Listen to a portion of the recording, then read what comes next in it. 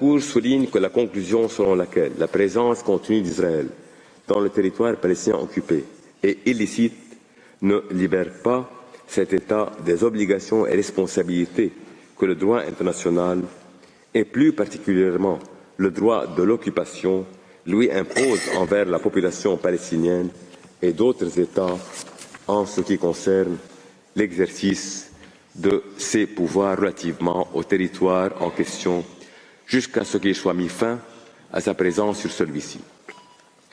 C'est le contrôle effectif d'un territoire, quel que soit son statut juridique en droit international, qui constitue le fondement de la responsabilité de l'État à raison de ses actes ayant une incidence sur la population du dit territoire ou sur d'autres États. La Cour a conclu que les politiques et pratiques d'Israël visées dans la question A ont porté violation du droit international. Le maintien de ces politiques et pratiques constitue un fait illicite à caractère continu qui engage la responsabilité internationale d'Israël. La Cour a également conclu, en réponse à la première partie de la question B, que la présence continue d'Israël dans le territoire palestinien occupé était illicite. Elle examine donc les conséquences juridiques qui découlent des politiques et pratiques d'Israël visées dans la question A, ainsi que, au fin de la question B, celles qui découlent de l'illicéité de la présence continue d'Israël dans les territoires palestiniens occupés pour Israël, pour les autres États et pour l'Organisation des Nations Unies.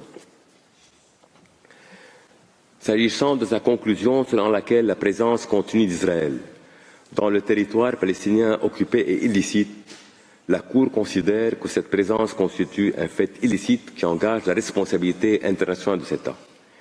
Il s'agit d'un fait illicite à caractère continu qui a été causé par les violations de l'interdiction de l'acquisition de territoires par la force et du droit à l'autodétermination du peuple palestinien qu'Israël a commises par ses politiques et pratiques.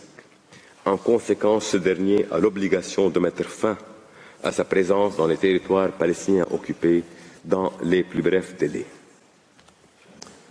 La Cour observe en outre qu'en ce qui concerne ces politiques et pratiques visées dans la question A, qui ont été jugées illicites, Israël est dans l'obligation de mettre un terme à ces faits illicites.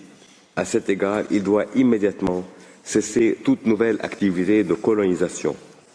Israël est également tenu d'abroger toute loi et mesure créant ou maintenant la situation illicite, y compris celles qui sont discriminatoires à l'égard du peuple palestinien dans les territoires palestiniens occupés, ainsi que toute mesure destinée à modifier la composition démographique de quelque partie de ce territoire.